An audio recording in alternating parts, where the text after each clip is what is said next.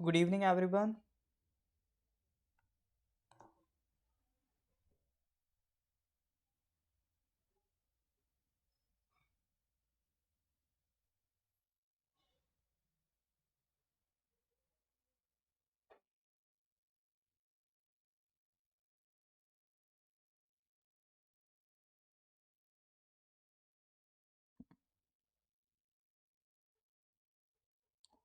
हाँ जी, good evening. Day का या महीने का चल रहा है, ये दिसंबर का चल रहा है। Good evening John ji, good evening दोर जी, गुड इवनिंग अनो, गुड इवनिंग अंका, गुड इवनिंग मिथिन, गुड इन पर में। चलिए जी, स्टार्ट करते हैं। तो अपन दिसंबर का करंट अफेयर्स कर रहे हैं। मे बी आज, अगर अगर आज नहीं हुआ तो कल की क्लास में, ठीक है। We will complete this part, will try to end this today. अगर आज नहीं हुआ तो definitely in the next class ये आपका दिसंबर का कंप्लीट हो जाएगा। फिर हम स्टार्ट करेंगे आपका जनवरी का current affairs. I hope everyone is doing well. तो स्टार्ट करते हैं। माउंट हेलेना जी, ये जो क्वेश्चंस हैं ये डेज के हिसाब से नहीं है कि मैं पहले दिन आपको दिसंबर 1 दिसंबर 2 का पढ़ाऊँ, इस तरह से नहीं चल रहा है। एक कंपाइल्ड है दिसंबर का इकट्ठा, तो उसी में से थोड़े थोड़े क्वेश्चंस, 15-15 क्वेश्चंस अराउंड हम डेली डिस्कस करते हैं। ये ऐसा नहीं है कि दिसंबर 1 का आज डिस्कस करा, दिसंबर 2 का कल डिस्कस करा, उसे कोई खास फायदा नहीं है। ठीक है, चलिए जी। तो स्टार्ट करें उससे पहले कुछ रिवीजन हो जाए कि नहीं हो जाए, कुछ रिवीजन हो जाए। जैसे क्वेश्चन नंबर 8 का आंसर दीजिए। Which of the following countries has become the world's newest republic after almost 400 years. अच्छा, इसकी पीडीएफ आज सबको मिल जाएगी व्हाट्सएप ग्रुप में। अगर आप हमारे किसी भी व्हाट्सएप ग्रुप में ऐड नहीं है, अगर किसी भी व्हाट्सएप ग्रुप में है तो कोई टेंशन वाली बात नहीं है। जो हमारे पेड कोर्सेज के स्टूडेंट्स हैं, जो एपीपीसीएस कोर्स के स्टूडेंट हैं, जो एई टीजीटी पीजीटी या फिर फॉरेस्टर हेड कांस्टेबल कोर्स के स्टूडेंट्स हैं, तो उन सब के लिए जो आपकी पीडीएफ है आपके कोर्स में भी अपलोड हो जाएगी। ठीक है, व्हाट्सएप पे भी मिल जाएगी आपको, कोर्स में भी आपको अपलोड कर दी जाएगी। और जो फ्री ग्रुप के स्टूडेंट्स हैं उनके भी व्हाट्सएप ग्रुप में पीडीएफ आज इसकी अपलोड कर दी जाएगी। और अगर आप हमारे किसी भी ग्रुप में ऐड नहीं हैं तो जल्दी से ऐड हो जाइए। ये नंबर है 8076535685। इस पर व्हाट्सएप करिए, आपको हम फ्री ग्रुप में ऐड कर देंगे। ऑल राइट,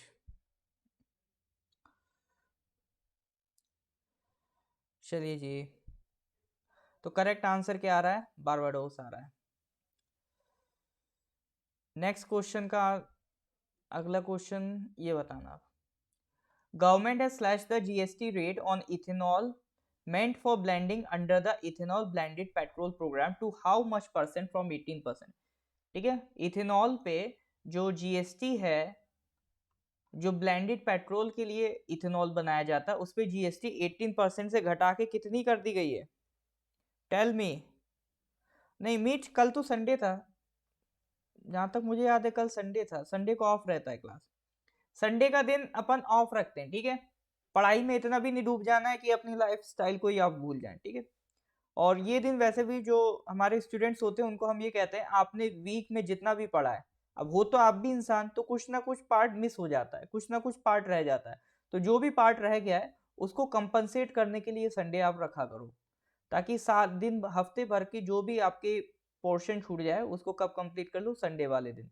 दिन में, हफ्ते में एक वीक होना, एक मतलब छुट्टी होना कंपलसरी है, इसीलिए हम इस दिन जरूर वैकेशन रखते हैं, संडे वाले दिन। ठीक है, चलिए 5% करेक्ट आंसर, 5% कर दिया। और क्वेश्चंस के आंसर देने हैं आपको, इसका आंसर दो। Who has become the first Indian to bag a silver medal in the BWF world championship? बताइए, BWF वर्ल्ड चैंपियनशिप में कौन लेके आया सिल्वर मेडल?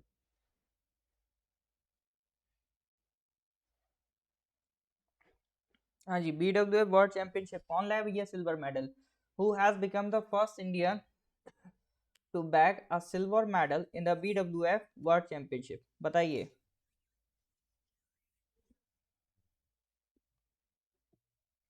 ऑल राइट, प्रणाम उपांग, अपन बढ़िया हैं, आप बताइए। I am very much fine. Jyoti कह रहे हैं किताम्बी श्रीकांत। ज्योति कैसे हैं आप? जॉन कह रहे हैं डी, मतलब correct answer is D. All right, correct answer is D. Okay, so next question, which of the following airports has been awarded the certificate of merit by the Bureau of Energy Efficiency under National Energy Conservation Award? हाँ sir, कितना लंबा question है, बताइए इसका answer. All right, ज्योति जी बढ़िया, बहुत बढ़िया। अनुज जी कह रहे हैं GMR, बहुत बढ़िया, करेक्ट आंसर इज GMR। चलिए, इसका मतलब आप लोगों को चीजें याद हैं। बाकी जो लोग आंसर्स नहीं दे रहे हैं, कृपया करके आंसर्स दीजिए, गलत दें कोई दिक्कत नहीं, बट आंसर जरूर दीजिए, ठीक है। आंसर देने में आपके कोई पैसे खर्च नहीं होते हैं। चलिए जी, फिर आज का पोर्शन स्टार्ट करते हैं। अच्छा, आज का पोर्शन स्टार्ट करें उससे पहले मैं आपको बताना चाहूँगा कि अभी रिसेंटली में PGT एग्जाम्स की वैकेंसीज आई हैं। हो सकता है कुछ टाइम में एक्सपेक्टेड है TGT की भी आए, ठीक है। तो इसीलिए जो TGT, PGT इस तरह के कोर्सेज के लिए अगर आप इन एग्जाम्स के लिए अप्लाई करना चाहते हैं, तो इन एग्जाम्स में एक बहुत बड़ा पोर्शन होता है जनरल नॉलेज का और जनरल इंग्लिश का, जो सभी के लिए कॉमन होता है। आपका सब्जेक्ट कोई सा भी हो, ये दोनों पोर्शन आपके लिए कॉमन है। कॉमन है तो कंपटीशन है, क्योंकि इस फील्ड में लोग भी ज्यादा हैं।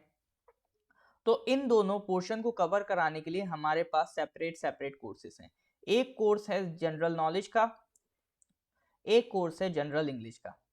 जनरल नॉलेज में हम polity, economy, history, geography, environment, general science, computer knowledge, ये वाले सारे पार्ट्स कंप्लीट कर रहे हैं। इसके साथ साथ आपको 3000 क्वेश्चन का सेट मिलेगा, ठीक है।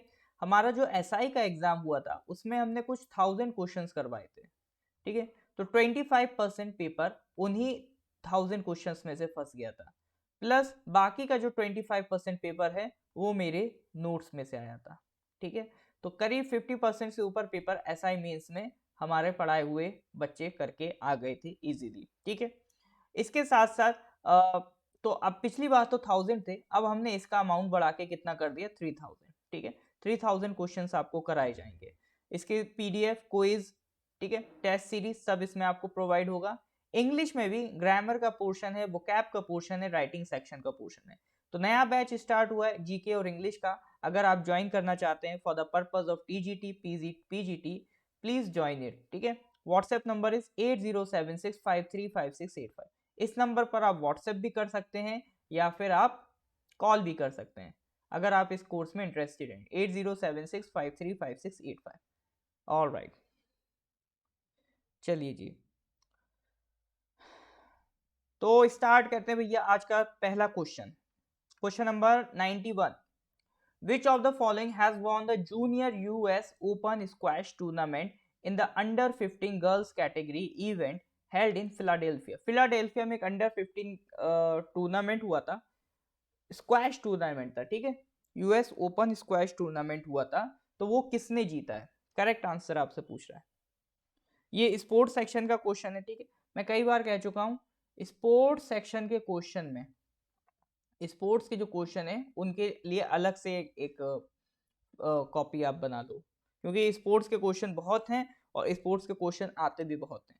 खासतौर से अरुणाचल में ये देखा जाता है कि स्पोर्ट्स से क्वेश्चन जरूर आने, कम से कम 1 या 2 तो आने तय हैं। चलिए जी, तो आंसर आना स्टार्ट हो गए। DDB मिगुल को बताया जा रहा है और अनाहत को बताया जा रहा है। चलिए करेक्ट आंसर देते हैं। तो correct answer is Indian teenager Anahat Singh under 15 category में junior US open squash tournament जीत गई हैं। 13 साल की बच्ची है जिसने इजिप्ट की जैदा मैरी को हराया है इन द फाइनल, ठीक है। चलिए, तो मेन चीज नाम याद रखना अनाहत सिंह का, ठीक है, नाम याद रखेंगे। चलिए नेक्स्ट क्वेश्चन, क्वेश्चन नंबर 92। 92 क्या कह रहा है? Who is the author of the book The Burning Shafis, a soldier's first-hand account of the 1971 war? ठीक है, The Burning Shafis, a soldier's first-hand account of the 1971 war। इस question का answer दीजिए। ये शेफीज क्या होते हैं? CHAFFEES, ये शेफी क्या होता है?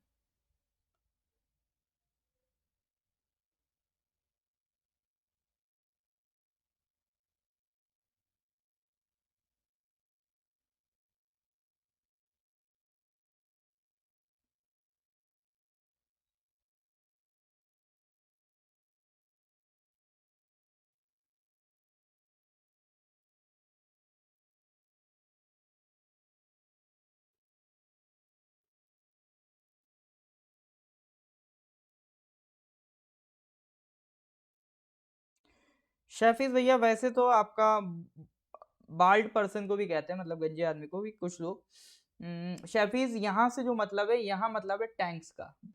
ठीक है, यहाँ पर शेफीज से मतलब है टैंक्स का। टैंक्स आसपास जल रहे हैं, ठीक है। तो एक सोल्जर हैं अपने, जो आगे चल के आपके ब्रिगेडियर भी बने, उनकी एक आत्मकथा है। उन्होंने 1971 वॉर के टाइम क्या फील किया उससे रिलेटेड, ठीक है। तो करेक्ट आंसर इस किताब के ऑथर है बलराम सिंह मेहता, ठीक है। इसके ऑथर हैं जो ब्रिगेडियर BS मेहता, बलराम सिंह मेहता। तो वो ये कहना चाह रहे हैं कि देखो 1971 में इंडिया और पाकिस्तान के बीच वॉर हुआ था, लेकिन ये सब होता, ऑल आउट वॉर होता, मतलब कंप्लीटली आमने सामने वॉर होता, उससे पहले एक टैंक बैटल लड़ा गया था 21 नवंबर 1971 को। देखिए, इंडिया पाकिस्तान की लड़ाई हुई थी दिसंबर 1971 में स्टार्ट हुई थी। बट उससे पहले ही हालात बड़े खराब हो चुके थे, सिचुएशन बहुत टेंस हो चुकी थी। तो 21 नवंबर को ही एक बैटल लड़ा गया था इंडिया और पाकिस्तान के बीच में, ठीक है। तो हमारी तरफ से कौन सा था? सी स्क्वाड्रन 45 कैवलरी, जिसमें पाकिस्तानी जनरल AAK नियाजी, ठीक है, नियाजी साहब थे पाकिस्तान में, उनके प्लान को बिल्कुल धज्जियां बिखेर दी थी। तो ये वॉर जो हुआ था, ये आपका बांग्लादेश के, आज का जो बांग्लादेश है, तो वहां पर एक नदी है काबोदक, ठीक है, उसके आसपास के एरिया में ये लड़ाई हुई थी, ठीक है। तो इस लड़ाई में उन्होंने बताया कि दिसंबर से पहले नवंबर में एक सिग्निफिकेंट वॉर हो चुकी थी, और किस तरह से उन्होंने पाकिस्तान को सबक सिखाया, उससे रिलेटेड ये पूरा उनका हैंड ऑन अकाउंट है बाय ब्रिगेडियर BS मेहता। तो नाम याद रखना, काम याद रखना, काम आएगा, ठीक है। ए में अब सोचना नहीं है, करेक्ट आंसर इज ए, ठीक है, correct answer is a, Balram Singh Mehta. चलिए जी, कुछ लोग सी भी बोल रहे थे, बट कोई दिक्कत नहीं, करेक्ट आंसर इज ए, याद रखिएगा। All right, next question. देखो भैया, ये भी ऑथर वाला किताब है। Who is the author of the book Kamala Harris and the rise of Indian American? बताइए, who is the author of the book Kamala Harris and the rise of Indian American? Kamala Harris तो जानते होंगे ना, vice president of America. Sumi ji, live offline classes available होंगी by April, ठीक है। Offline classes आपको available होंगी by April. For the time being we only have online classes, ठीक है, और हमारी कोई और शाखा नहीं है।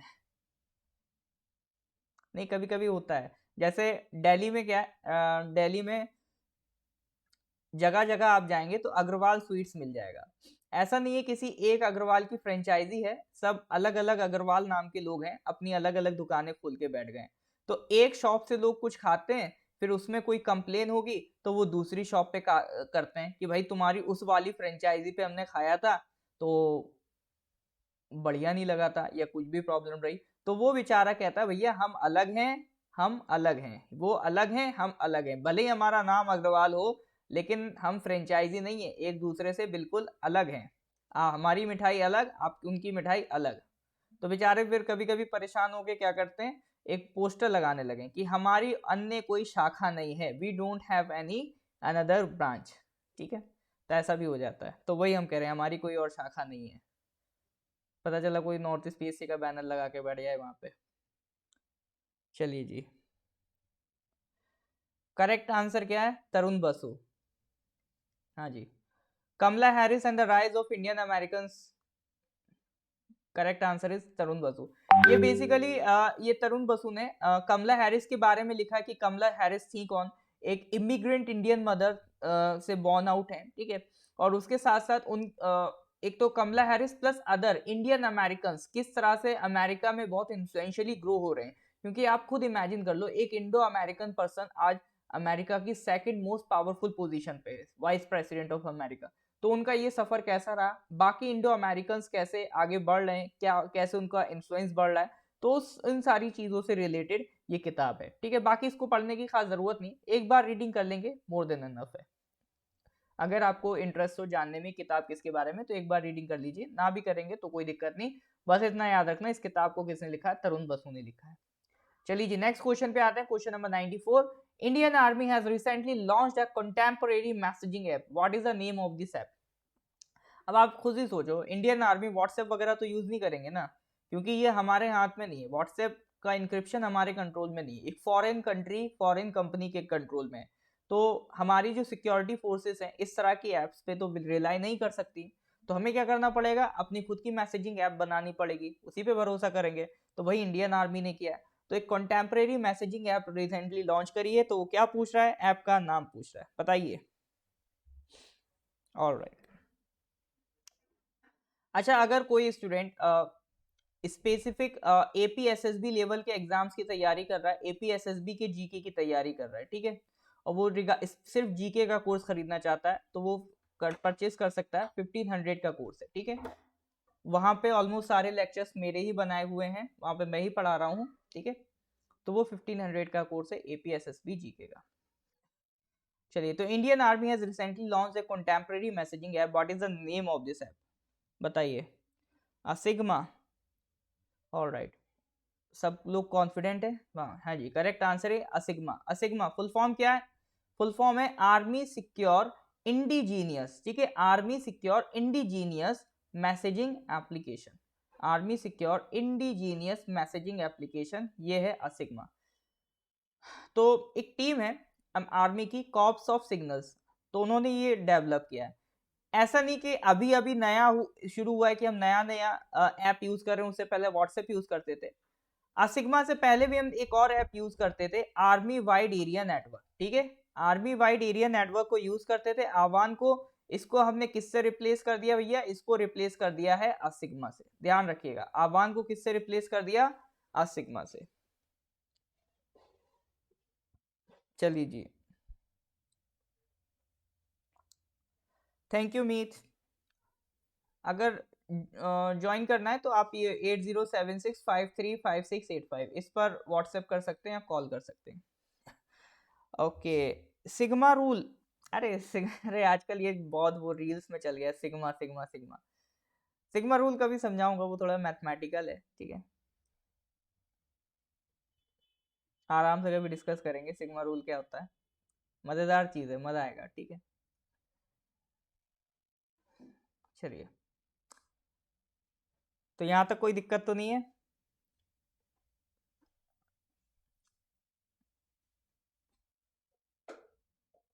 ऑलराइट, और मैं कुछ कहने जा रहा था क्या, नहीं, चलिए ठीक है। तो नेक्स्ट क्वेश्चन की तरफ बढ़ते हैं, क्वेश्चन नंबर 95।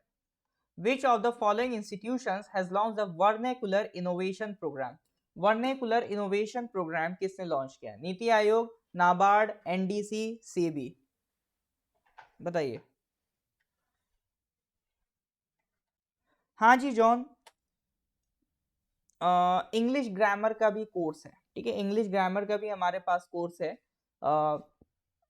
ये जो अभी टीजीटी पीजीटी स्टूडेंट्स आ रहे हैं उनके लिए जो कोर्स है, तो उसी तरह का एक कोर्स है हमारे पास। तो वो 2400 का है, उसमें complete English grammar plus writing plus आपका वोकैबलरी, ठीक है, ये सारा पोर्शन आपको उसमें देखने को मिलेगा, ठीक है, वो कंप्लीट कोर्स है।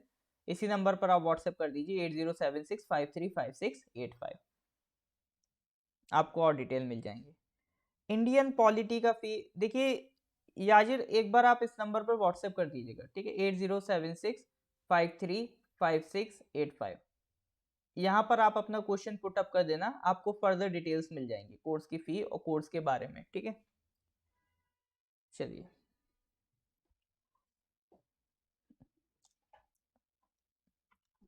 तो वर्नैकुलर इनोवेशन प्रोग्राम किसने लॉन्च किया, बताइए।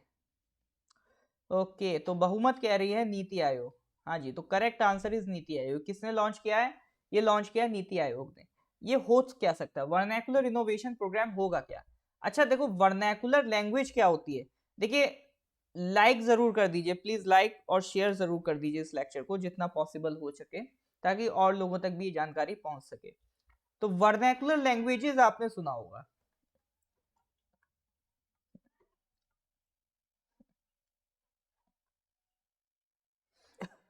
वर्नैकुलर लैंग्वेजेस आपने जरूर सुना होगा। वर्नैकुलर लैंग्वेजेस क्या होती हैं? मतलब ऐसी लैंग्वेजेस जो मतलब एक बॉर्डर लाइन पे खड़ी हुई है, जिनकी अमाउंट मतलब बोलने वाली पॉपुलेशन बहुत ज्यादा नहीं है, ठीक है। तो इस तरह की लैंग्वेजेस होती वर्नैकुलर, यानी जो चीज आपका बॉर्डर लाइन पे खड़ी हो, कभी भी निकल सकती है। तो पढ़ते हैं। देखिए, एक अटल इनोवेशन मिशन चला रही है नीति आयोग, एक मिशन चला रहा है अटल इनोवेशन मिशन। तो उन्होंने ही वर्नैकुलर इनोवेशन प्रोग्राम लॉन्च किया है। पर्पस क्या है? ताकि जो इनोवेटर्स हैं और जो एंटरप्रेन्योर्स हैं, वो एक्सेस मिल सके to the innovation ecosystem in 22 schedule languages. अभी क्या होता है कि आपको कुछ भी काम करना है, ठीक है, कोई भी इंफॉर्मेशन एक्सेस करनी है, वो मेनली किस में अवेलेबल है? इंग्लिश में। अब आप बोलते हैं, मान लो कोई ऐसी लैंग्वेज जो बहुत छोटे से एरिया में बोली जाती है, ठीक है, मान लो एक बिहार की मैथिली भाषा बोलते हैं आप, मैथिली, है ना। अब आप मैथिली भाषा बोलते हैं, लेकिन इंग्लिश में सारी जानकारी है अवेलेबल इनोवेशन से रिलेटेड। आप दिमाग के तो तेज हैं, बट आपको चाहिए जानकारी, इंग्लिश आपको कम समझ में आती है। तो इंग्लिश क्या बन गई? एक बैरियर बन गई आपके लिए। तो इस बैरियर को तोड़ने के लिए, इस लैंग्वेज को, बैरियर को तोड़ने के लिए, ताकि जो भी इनोवेशन इकोसिस्टम है, इनोवेशन से रिलेटेड जो भी जानकारी है, जितनी भी हमारी शेड्यूल लैंग्वेजेस हैं, शेड्यूल 8 में लिखी हुई 22 लैंग्वेजेस हैं, उन सारी लैंग्वेजेस में ये प्रोवाइड की जा सके। तो इसको बिल्ड करने के लिए एक वर्नाकुलर टास्क फोर्स क्रिएट किया जाएगा। हर शेड्यूल लैंग्वेज में एक वर्नाकुलर टास्क फोर्स क्रिएट किया जाएगा, ठीक है। अब उस वर्नाकुलर टास्क फोर्स में कौन होगा? उस वर्नाकुलर लैंग्वेज के टीचर्स होंगे, सब्जेक्ट एक्सपर्ट्स होंगे, टेक्निकल राइटर्स होंगे, and the leadership of regional art incubation centres. ये सब इन्वॉल्व होंगे, तब जाके आपका एक वर्नाकुलर इनोवेशन प्रोग्राम चलाया जाएगा। तो इतना तो समझ में आ गया, ये कौन चला रहा है? अटल innovation mission of NITI Aayog. ये क्वेश्चन आएगा तो डायरेक्ट आएगा, ठीक है। बाकी ये होता क्या है, ये भी मैंने आपको समझा दिया, और ये क्वेश्चन आएगा तो डायरेक्ट आएगा। चलिए जी, नेक्स्ट क्वेश्चन पे आते हैं। Question number 96, which of the following states assembly has cleared the शक्ति क्रिमिनल लॉज बिल 2020? शक्ति लॉज कौन ला रहा है? डायरेक्ट क्वेश्चन ही आएगा, शक्ति लॉ कौन ला रहा है, बताइए।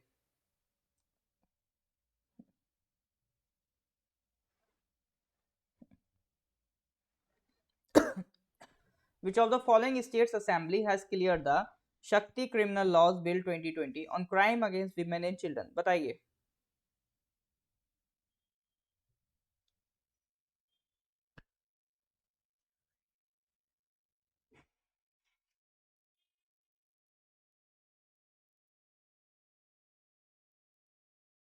हाँ जी,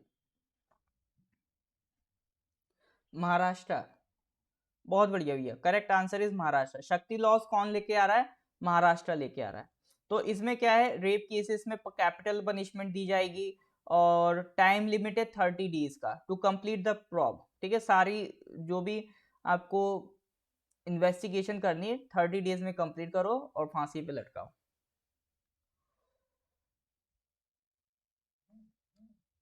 alright, next question number 97, which of the following paramilitary forces has announced to deploy women commandos on house protection duty of Z plus protectees? अब देखिए क्या होता है, जैसे देश में कभी किसी पर्सन को खतरा हो, ठीक है, किसी नेता को खतरा है, वैसे तो जो सरकारी पोस्ट पे हैं, कॉन्स्टिट्यूशनल पोस्ट में, prime minister, president, member of parliament, speaker, chief justice, है ना, इलेक्शन कमिश्नर, इन सबको तो प्रोटेक्शन मिलती है। बट इनके अलावा भी जैसे कोई अपोजिशन का लीडर है, या कोई आम पर्सन भी है जिसको खतरा है, और वो पर्सन देश के लिए एक इंपॉर्टेंट पोजीशन होल्ड करता है, तो उनको हम क्या प्रोवाइड करते हैं? प्रोटेक्शन प्रोवाइड करते हैं। प्रोटेक्शंस को अलग अलग कैटेगरीज में बांट रखा है, Z plus, Z, X, Y, इस तरह से हमने क्या बना रखा है? कैटेगरीज बना रखी है प्रोटेक्शंस की।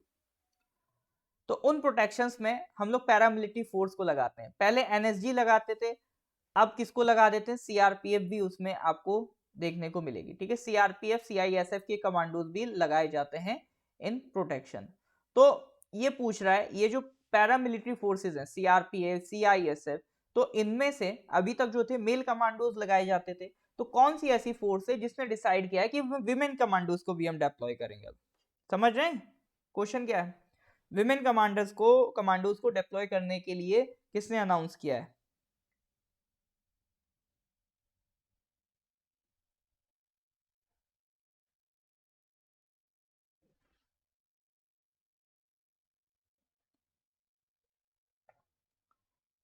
हाँ जी, correct answer is CRPF, central reserve police force, ठीक है, सीआरपीएफ ने डिसाइड किया। अब देखो, जो सिक्योरिटी प्रोवाइड करने की जिम्मेदारी है इंडिया में, वो किसकी है? पुलिस की, लोकल गवर्नमेंट की है। अब डिसीजन जो है कि वीआईपी सिक्योरिटी किसी पॉलिटिकल लीडर को देनी है या किसी स्पेसिफिक पर्सन को देनी है, ये डिपेंड करता है कि थ्रेट परसेप्शन कितना है, कितना ज्यादा खतरा है। तो जब ये असेसमेंट होगा थ्रेट का, डेंजर का, ये कौन करते हैं? इंटेलिजेंस करती है।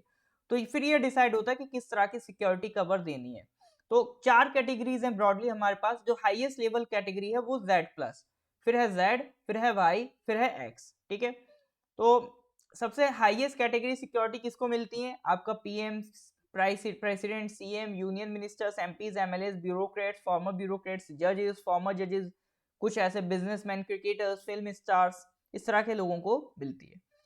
अगर एनी कोई परसेप्शन है कि थ्रेट हो सकता है, तो ये सरकार की जिम्मेदारी है कि उनके प्रोटेक्शन प्रोवाइड करे, सिक्योरिटी प्रोवाइड करे, ठीक है। आपने अभी रिसेंटली देखा होगा, कंगना रनौत को सिक्योरिटी मिली थी, आधार पूनावाला सिक्योरिटी मांग रहे थे, ठीक है। इस तरह के केसेस आते रहते हैं। और जब थ्रेट कंफर्म हो जाए तो एक कमेटी बनती है जिसमें होम सेक्रेटरी, डायरेक्टर जनरल और चीफ सेक्रेटरी होते हैं स्टेट्स के। वो सब डिसाइड करते हैं कि किस कैटेगरी ऑफ सिक्योरिटी देनी चाहिए। इसके बाद डिटेल्स जो है पर्सन की, वो किसको दी जाती है? यूनियन होम मिनिस्ट्री को। अब जो Z+ है उसमें नंबर ऑफ पर्सनल्स आपके ज्यादा डिप्लॉय किए जाएंगे, सबसे हाईएस्ट सिक्योरिटी यही है। लेकिन इनसे भी ऊपर एक और सिक्योरिटी होती है, SPG, स्पेशल प्रोटेक्शन ग्रुप। वो स्पेशली किसके लिए है? प्राइम मिनिस्टर के लिए, ठीक है। वो करंट प्राइम मिनिस्टर और फॉर्मर प्राइम मिनिस्टर्स के लिए है SPG। सबसे तगड़ी प्रोटेक्शन वही है, स्पेशल प्रोटेक्शन ग्रुप। चलिए जी, तो ये ध्यान रखना, काम आएगा एग्जाम में। ऑलराइट, नेक्स्ट क्वेश्चन पे आते हैं, question number 98। Who has won at the 2021 Regional Asia Pacific Women's Empowerment UN Women's Award for Leadership Commitment Principles Award Ceremony? Award का नाम क्या है? UN Women's Award for Leadership Commitment। बताओ किसने जीता है? किसने जीता? किसने जीता?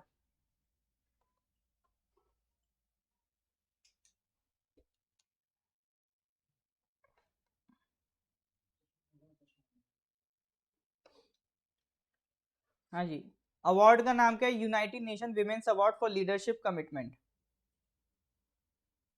कहाँ दिया गया? At the 2021 regional Asia Pacific women's empowerment principle award ceremony.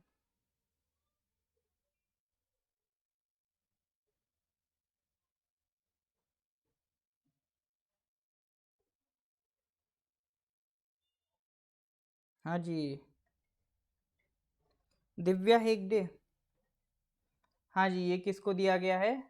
Divya Hegde को दिया गया है। शी बिलोंग्स फ्रॉम उडुपी से बिलोंग करती हैं, ठीक है। इंडिया की क्लाइमेट एक्शन एंटरप्रेन्योर हैं।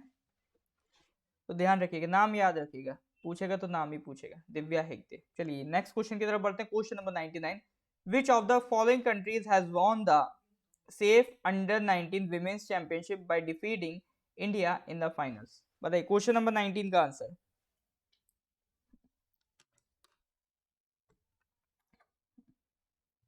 तो which of the following countries has won the safe under 19 women's championship by defeating India in the finals?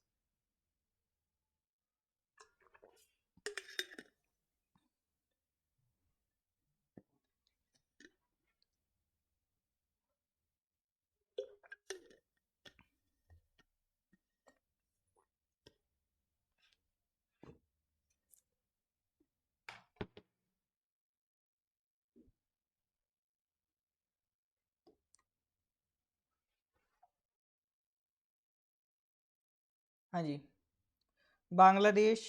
तो सब लोग यही कह रहे हैं, इंडिया को हरा के कौन जीता? ये बांग्लादेश ने जीता है, ठीक है। तो सेफ अंडर 19 विमेन्स चैंपियनशिप किसने जीती है? बांग्लादेश की विमेन टीम ने जीती है। चलिए, तो शाहिदा अख्तर रिपा, उनको मोस्ट वैल्यूएबल प्लेयर अवार्ड भी मिला है, ये भी ध्यान रख लेना। बाकी नाम याद रख लेना, कौन सी कंट्री जीती, इतना काफी होगा। ठीक है, एक अलग से लिस्ट बनाओ स्पोर्ट्स सेक्शन की, एक अलग से आप लिस्ट बनाओ स्पोर्ट्स सेक्शन की, जितने भी मेजर मेजर टूर्नामेंट्स होते हैं, ये ऑस्ट्रेलिया ओपन, यूएस ओपन, ठीक है, इटली ओपन, तो ये सारे जो स्पोर्ट्स हैं इनकी एक प्रॉपर लिस्ट बनाओ और उनका एक धड़ाधड़ रिवीजन कर डालो। ठीक है, पूरे साल भर की जितने भी लिस्ट हैं सब बनाओ। ये हम लोगों ने जनवरी से करंट अफेयर्स स्टार्ट किया था, करते करते अब हम आ गए दिसंबर, तो पूरे साल का करंट अफेयर्स हमारा कंप्लीट होने जा रहा है और डेफिनेटली आज ही हम इसको कंप्लीट करेंगे अब। ठीक है, आज हम दिसंबर का मामला निपटा देंगे जो भी है। चलिए, नेक्स्ट क्वेश्चन नंबर 100, सेंचुरी होने जा रही है भैया दिसंबर में। देखो, who is the author of the book the Kashmir conference the quest for peace in a troubled land? Kashmir से रिलेटेड किताब है, किसने लिखी है? जल्दी से नाम बता दो फिर हम आगे बढ़े। बताओ भैया, Who is the author of the book The Kashmir Conundrum, The Quest for Peace in a Troubled Land? Shyam Saran, Manoj Mukund Naravane, निर्मल चंद्र विज, विजय केशव गोखले, ये सब बड़ी बड़ी पर्सनालिटीज हैं सब। बताओ भैया।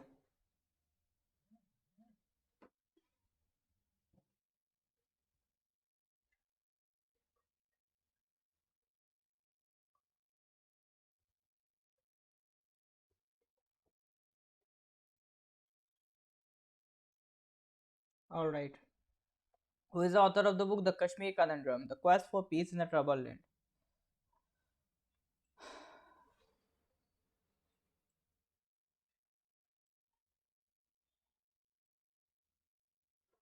हाँ, करेक्ट आंसर तो यही है आपका, निर्मल चंद्र विज।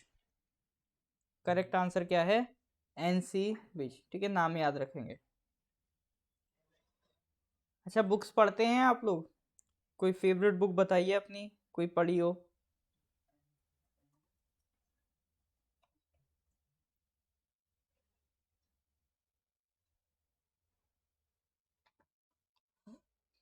मेरे ख्याल से एक दो बुक तो पढ़ ली होगी शायद, कोई ना कोई तो, इतने बुक्स के नाम सुनते रहते हैं। चलिए, कोई दिक्कत नहीं। सर आप नॉन फिक्शनल बात करते हो, अपन फिक्शनल पढ़ते हैं, फिक्शनल में मज़ा आती है। ठीक है, ऑलराइट, नेक्स्ट क्वेश्चन की तरफ। Question number 101, director general of NMCG. ठीक है, कौन कौन? इसको मैं आसान कर देता हूँ क्वेश्चन को। क्वेश्चन कहना क्या जा रहा है? Director general of national mission for clean Ganga और director general of energy and research institute, यानी TERI, the energy and research institute, TERI. Director general NMCG के और टेरी के, उन्होंने मिलके एक इंस्टीट्यूशन खोला है, उसको कह रहे हैं centre of excellence on water use. पानी को कैसे रीयूज करें उससे रिलेटेड एक इंस्टीट्यूशन खोला है, किन दोनों ने? एनएमसीजी और टेरी के डायरेक्टर जनरल ने मिलके, क्या नाम है? Centre of excellence on water use. तो इसका हेड कौन है? ठीक है, इसका हेड पूछ रहा है। ऑलराइट, अनु कह रहे विंग्स ऑफ फायर पढ़िए, मेरी पहली किताब थी wings of fire.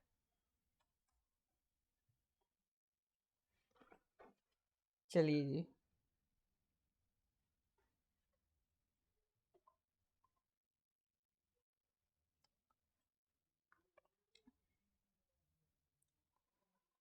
DG NMCG, DG तेरी, इन्होंने मिलके जो बनाया है, कौन हेड कर रहा है? Rajiv Ranjan Mishra, is that correct? नहीं भैया, करेक्ट आंसर क्या है? नुपुन बहादुर।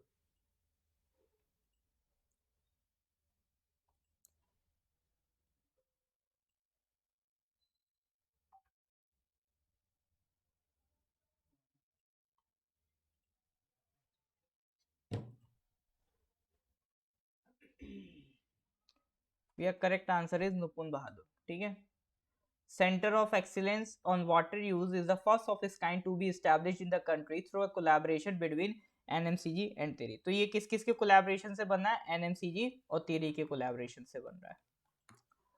अब देखो, यहाँ पर एक बहुत इंपॉर्टेंट इंस्टीट्यूशन है एनएमसीजी। ये एक सोसाइटी है, सोसाइटी रजिस्ट्रेशन एक्ट के तहत ये रजिस्टर्ड है एनएमसीजी। ये बहुत इंपॉर्टेंट है। ये एग्जाम में आ सकती है, इससे रिलेटेड कोई ना कोई पॉइंट जरूर आ सकता है एग्जाम में, ठीक है। नहीं भी आता है तो जानना जरूरी है। एनएमसीजी है क्या? देखो एक प्रोग्राम चलता है नमामि गंगे प्रोग्राम, ठीक है। एक कंजर्वेशन मिशन है, इसको फ्लैगशिप प्रोग्राम भी कहते हैं। यूनियन गवर्नमेंट ने 2014 में इसको स्टार्ट किया था। तो दो पर्पज है, एक तो पॉल्यूशन कम करना, अबैटमेंट ऑफ पॉल्यूशन, अबैट मतलब रिड्यूस करना, पॉल्यूशन कम करना, और दूसरा नेशनल रिवर जो गंगा है, गंगा के पानी को कंजर्व करना और रेजुविनेट करना, ठीक है। ये department of water resources, river development and Ganga rejuvenation, ministry of जल शक्ति के तहत ये प्रोग्राम चलता है, ठीक है। इसके लिए अलग से मिनिस्ट्री बनी है, मिनिस्ट्री ऑफ जल शक्ति, जिसको हैंडल करती है। तो इस प्रोग्राम को इम्प्लीमेंट कौन करता है? National mission for clean Ganga, ठीक है। तो ये जो पूरा नमामि गंगे प्रोग्राम है, इसको इम्प्लीमेंट करने का किसका काम है? National mission for clean Ganga. तो इसका पर्पस क्या है? नमामि गंगे प्रोग्राम को इम्प्लीमेंट करना, ठीक है। और ये नेशनल गंगा काउंसिल की भी इंप्लीमेंटेशन विंग है। नेशनल गंगा काउंसिल, इसका पहले नाम था national Ganga river basin authority. Main pillars क्या हैं इनके? मेन पिलर्स हैं सीवर को ट्रीट करना, रिवर फ्रंट डेवलप करना, बायोडाइवर्सिटी बढ़ना, फॉरेस्टेशन बढ़ाना, पब्लिक अवेयरनेस बढ़ाना। तो वही बेसिक बेसिक चीजें जो हर जगह होती हैं, वही ये लोग फॉलो कर रहे हैं, ठीक है। तो मेन चीज ये ध्यान रखना है कि national mission for clean Ganga है क्या। निखिल आचार्य नहीं है, correct answer is Nupur Bahadur, ठीक है। Correct answer is Nupur Bahadur. चलिए नेक्स्ट क्वेश्चन पे आते हैं, question number 102। Which of the following has announce the launch of the Azadi at the 75 star rating protocol of garbage free cities tool kit 2022। Tool kit क्या होता है? अभी काफी टाइम पहले न्यूज में था। टूल किट क्या होता है? एक रूल सेट होता है, ठीक है। एक रूल बुक होती है, एक सेट ऑफ प्रोसीजर्स लिखे होते हैं, कोई भी काम करने का क्या तरीका है, ठीक है। टूल किट में क्या होता है? एक प्रोसीजर लिखा होता है। अब यहां पर क्या है? एक लॉन्च हुआ आजादी at the 75 star rating protocol. मतलब ऐसी सिटीज जो गार्बेज फ्री हो जाएंगी, उनको क्या करा जाएगा? रेट करा जाएगा। गार्बेज फ्री सिटीज को रेट करने के लिए जो टूल किट है, उसको किसने अनाउंस किया है, किसने लॉन्च किया है? मतलब अभी लॉन्च नहीं किया, अनाउंस किया है। किसने किया? कौन सी ministry? Home affairs, housing and urban affairs, corporate affairs and NITI Aayog. वैसे कॉमन सेंस का क्वेश्चन है ये, कोई ज्यादा टफ क्वेश्चन नहीं है, इजीली आप लोग इसका आंसर दे सकते हो।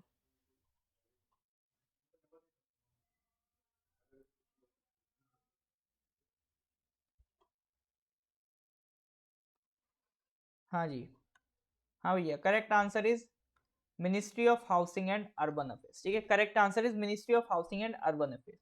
तो देखो जो स्वच्छ भारत मिशन है ना, अर्बन 2.2, उसका गोल क्या है? इसका गोल यही है कि गार्बेज फ्री सिटीज बनानी है, ठीक है।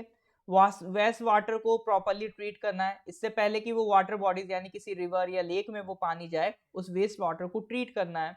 सोर्स सेग्रीगेशन करना है गार्बेज का, मतलब जो गार्बेज का सोर्स है उनको अलग करना है। सिंगल यूज प्लास्टिक को कम करना है, एयर पॉल्यूशन को रोकना है। तो ये अगला जो स्वच्छ भारत मिशन 2.0 आया है, ये 2021 से लेकर 2026 तक के लिए 5 साल के लिए आया है। फिर स्वच्छ भारत मिशन का सिक्वल आएगा 3.0, ठीक है। और ऐसे कहानी चलती रहेगी, तो इसको ध्यान रखिएगा। चलिए जी, next question number 103। NASA has launch the world's largest and most powerful space telescope. What is the name of the telescope? बताइए। नासा ने अभी दुनिया का सबसे बड़ा, सबसे पावरफुल स्पेस टेलीस्कोप लॉन्च किया है। ये बहुत इंपॉर्टेंट क्वेश्चन है, डायरेक्ट एग्जाम में आएगा। ये मोस्ट प्रोबेबल है आने के लिए, ठीक है। बहुत इंपॉर्टेंट क्वेश्चन है, इसको अच्छे से करना है। हाँ जी, बताइए। NASA has launched the world's largest and most powerful space telescope. What is the name of the telescope? Hubble Space Telescope, is Spitzer Space Telescope, Extremely Large Telescope या जेम्स वेब स्पेस टेलीस्कोप? बताइए नाम। हाँ जी, तो D, क्या आप लोग James Webb के लिए कह रहे हैं?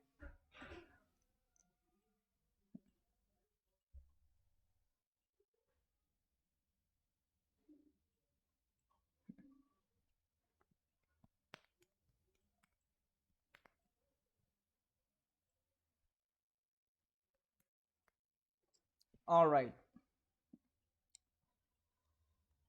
Correct answer is James Webb space telescope. ठीक है, तो इस टेलीस्कोप का नाम क्या है? James Webb space telescope. Most powerful infrared telescope of NASA. NASA की फुल फॉर्म यहाँ से ध्यान रखना, national aeronautics and space administration. इससे पहले हबल टेलीस्कोप था, उसका ये सक्सेसर है। ठीक है, ये कोलैबोरेशन से बना है between NASA, European space agency और कैनेडियन स्पेस एजेंसी। ठीक है, नासा, यूरोपियन स्पेस एजेंसी और कैनेडियन स्पेस एजेंसी ने मिलकर इसको बनाया है।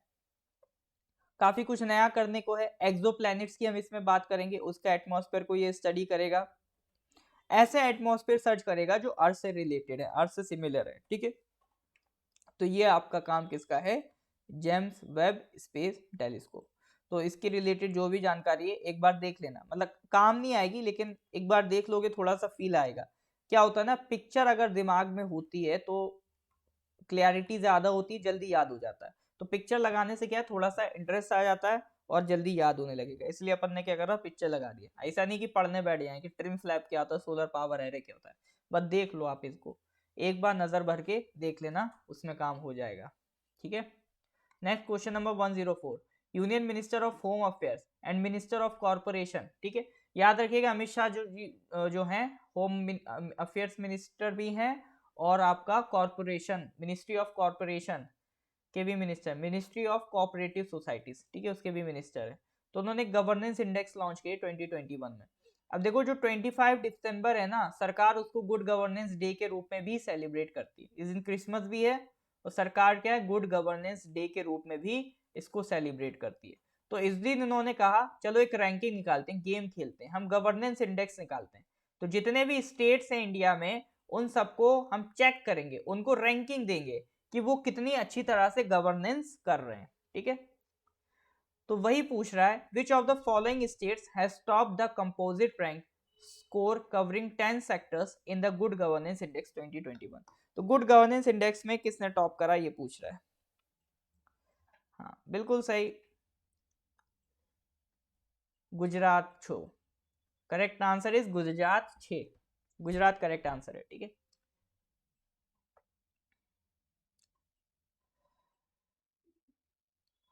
ये एक बाई एनुअल एक्सरसाइज है। बाई एनुअल समझते हो आप? बाई एनुअल मतलब हाफ ईयरली, हाफ ईयरली बोले तो साल में 2 बार। ठीक है, हाफ ईयरली बोले तो साल में 2 बार होती है एक्सरसाइज, ध्यान रखना। चलिए, तो रैंक्स की बात कर लें तो कुछ इस तरह से है कि 4 कैटेगरीज बांध दी गई, ग्रुप ए, ग्रुप बी, एक नॉर्थ ईस्ट और हिल स्टेट्स और यूटीज। ग्रुप ए में गुजरात ने टॉप करा, ग्रुप बी वाले जो स्टेट्स है उसमें एमपी ने टॉप करा।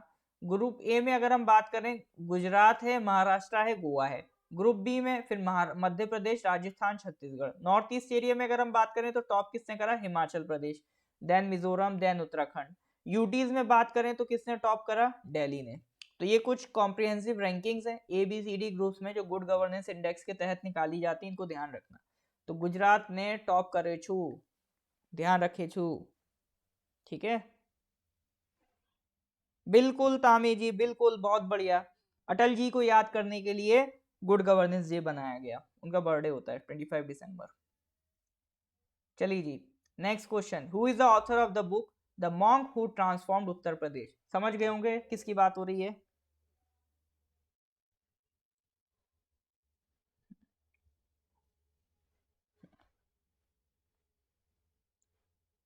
किसकी बात हो रही है, समझ गए होंगे, सीएम साहब की, यूपी के। Who is the author of the book the monk who transformed UP.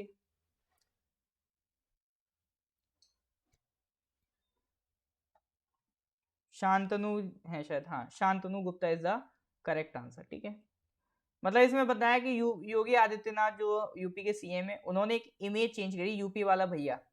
ठीक है, यूपी वाला भैया पहले गाली मानी जाती थी, उसको to a badge of honour कैसे उन्होंने कन्वर्ट करा, दिस दैट, ये सब उन्होंने इससे रिलेटेड किताब लिखी है।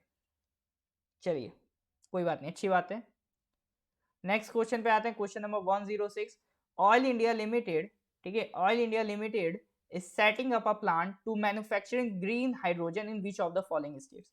ठीक है, ऑयल इंडिया लिमिटेड एक प्लांट लगा रहा है जहां पर वो रॉ मटेरियल लगाएंगे और ग्रीन हाइड्रोजन प्रोड्यूस करेंगे। तो ग्रीन हाइड्रोजन प्रोड्यूस करने के लिए जो प्लांट है वो कहाँ लग रहा है? त्रिपुरा, उड़ीसा, आसाम या महाराष्ट्र? बताइए। ग्रीन हाइड्रोजन ये इंपॉर्टेंट है, इस पे अभी हम बात करते हैं। तो ग्रीन हाइड्रोजन प्रोड्यूस करने के लिए प्लांट कहाँ लग रहा है, किस स्टेट में लग रहा है? त्रिपुरा, उड़ीसा, आसाम, महाराष्ट्र? भैया ध्यान रखना, ये आसाम में लग रहा है, ठीक है। कहाँ लग रहा है? आसाम।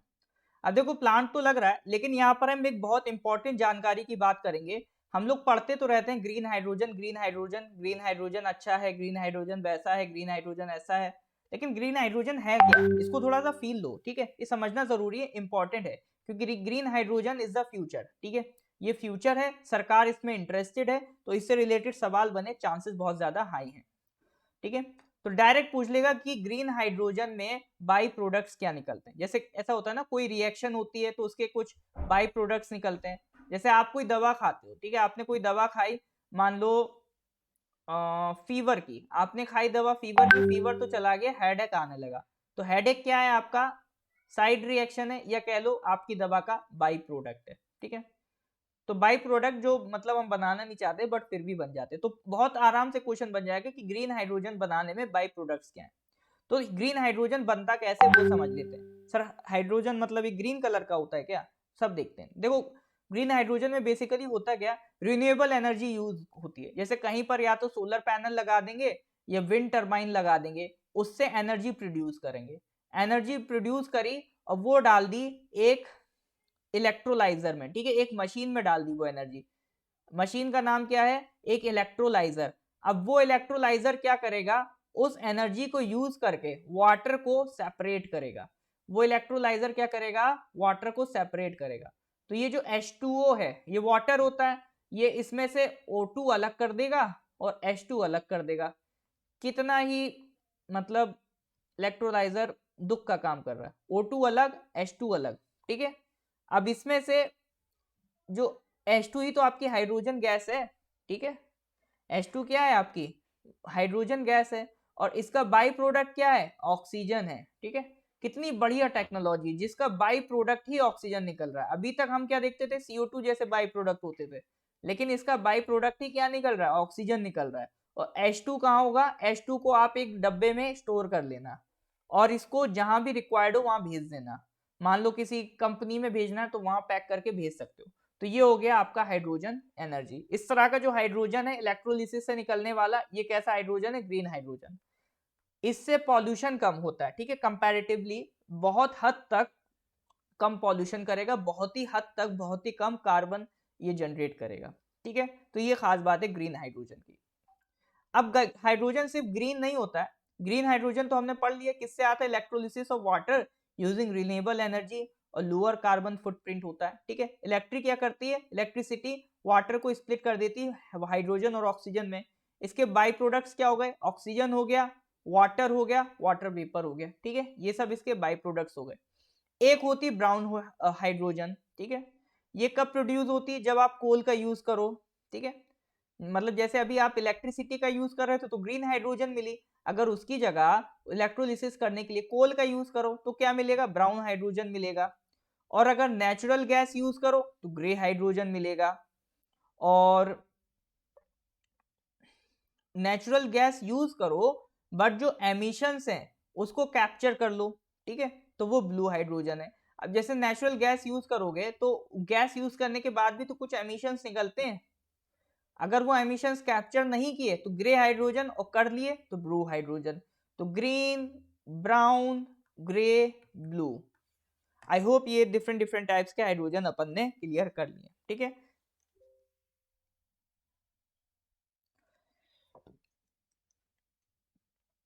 तो ये ध्यान रखना है, green hydrogen, brown hydrogen, grey hydrogen, blue hydrogen.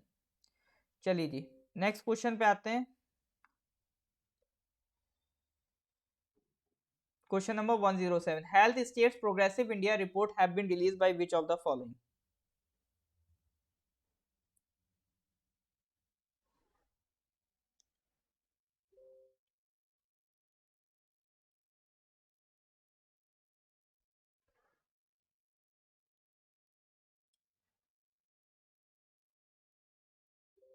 हाँ जी बताइए।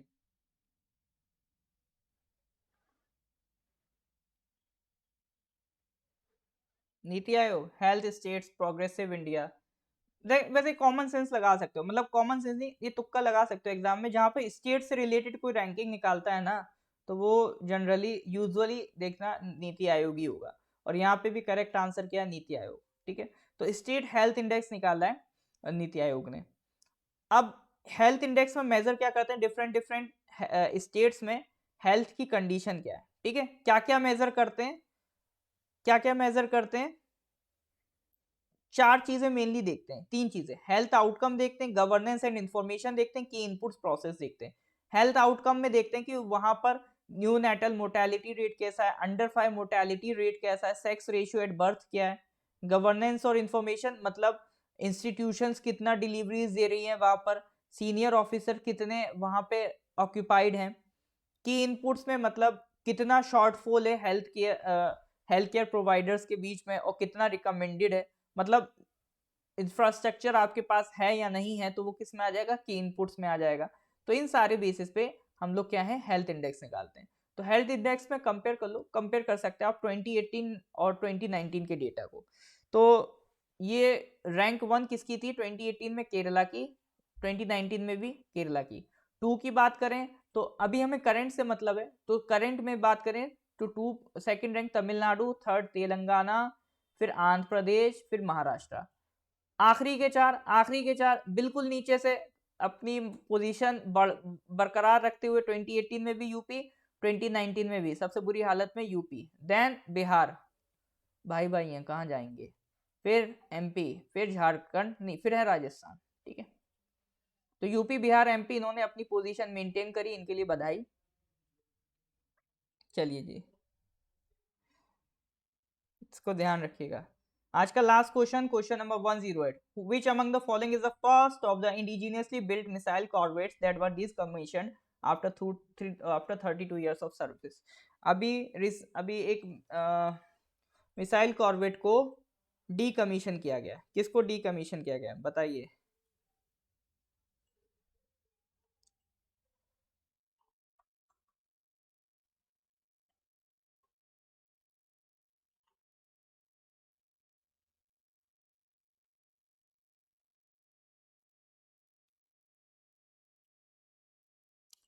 कॉर्वेट मतलब एक वॉरशिप की बात कर रहा है, ठीक है।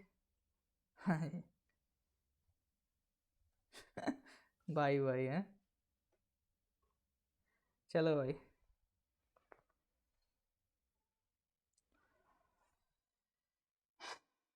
कौन से वॉरशिप को भी डिकमीशन किया गया, नाम बताना है।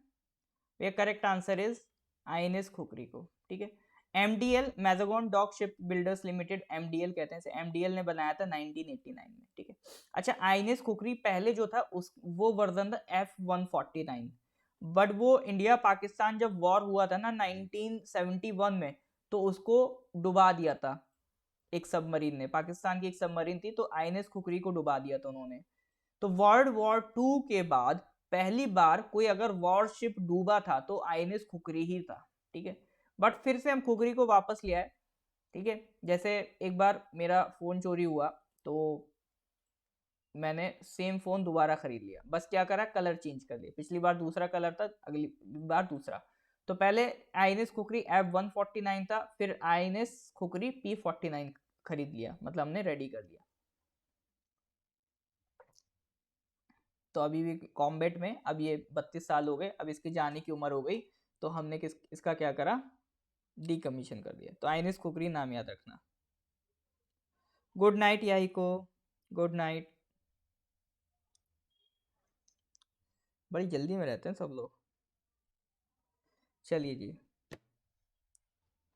तो यहाँ तक अपना कंटेंट हो गया, ये पूरा आज का दिसंबर हमने कंप्लीट कर लिया। ठीक है, दिसंबर का जितना भी पोर्शन था ये आपका कंप्लीट हो गया, तो मुबारक हो। जनवरी से लेकर दिसंबर 2021 हमने पूरा करंट अफेयर्स डिस्कस कर लिया। वाह, that's a very amazing thing. In the 73 lectures we had completed January to December 2021 current affairs. तो अगली क्लासेस में नए साल का मतलब जनवरी 2022 का करंट अफेयर्स हम डिस्कस करेंगे। ये जितना भी करंट अफेयर्स हुआ है इस सब की प्लेलिस्ट आपको यूट्यूब चैनल पे मिल जाएगी। ठीक है, पूरी कंप्लीट मैंने प्लेलिस्ट बना रखी है, जनवरी, फरवरी, मार्च, अप्रैल, मई, जून, जुलाई, अगस्त, सितंबर, अक्टूबर, नवंबर, दिसंबर, ठीक, कंप्लीट प्लेलिस्ट। जो हमारे एनरोल्ड स्टूडेंट्स हैं उन एनरोल्ड स्टूडेंट्स को भी उनके जो कोर्सेज हैं, जो पेड कोर्सेज हैं, जैसे जो पीसीएस के स्टूडेंट्स हैं या हेड कांस्टेबल या फिर असिस्टेंट इंजीनियर टीजीटी पीजीटी, तो उनके जो कोर्सेज हैं उसमें हमने ये पीडीएफ डाल रखी है। ये दिसंबर की भी अपडेट हो जाएगी, शायद नवंबर की नहीं हुई है, वो भी हम कर देंगे। आप सबको व्हाट्सएप ग्रुप पे दिसंबर की पीडीएफ भेज दी जाएगी। आप फ्री ग्रुप वाले भी हैं तो उसमें भी ये पीडीएफ आपको पहुंचा दी जाएगी। इन केस अगर आप किसी भी ग्रुप से ज्वाइन नहीं है तो 8076535685 इस पे व्हाट्सएप कर सकते हैं, ठीक है। बाकी जैसे मैंने बताया टीजीटी पीजीटी का हमारा एक कोर्स आया है, तो अगर आप उसे ज्वाइन करना चाहें तो भी आपको 8076535685 पर व्हाट्सएप कर देना है, ठीक है। तो बिंदास मेहनत करते रहिए, आगे बढ़ते रहिए। लाइफ में बहुत चैलेंजेस हैं, बहुत अपॉर्चुनिटीज हैं, ठीक है। दोनों ही कम नहीं है, अपॉर्चुनिटीज भी बहुत हैं, चैलेंजेस भी बहुत हैं, तो दोनों को मेंटेन करके चलिए, ठीक है। मेहनत करेंगे तभी चैलेंज एक्सेप्ट करने में मजा आएगा आपको, वरना ठीक है, वरना फिर बिना तैयारी के लड़ेंगे तो कोई मजा नहीं है। तैयारी करिए फिर लड़ाई करिए, दोनों में मजा आएगा, ठीक है। लड़ाई करने का मतलब ये नहीं कि घर के टेबल बर्तन फेंके जाके, ठीक है। लड़ाई का मतलब है पेन पेपर चलाइए और क्वेश्चन सॉल्व करिए, रिवीजन करिए। सबसे टफ काम आपकी तैयारी का मैं बता देता हूँ, रिवीजन है, बता रहा हूँ मैं, इसलिए ध्यान देना, रिवीजन जरूर करना। चलिए जी, तो क्लास को यहीं एंड करते हैं। Thank you everyone, have a nice day.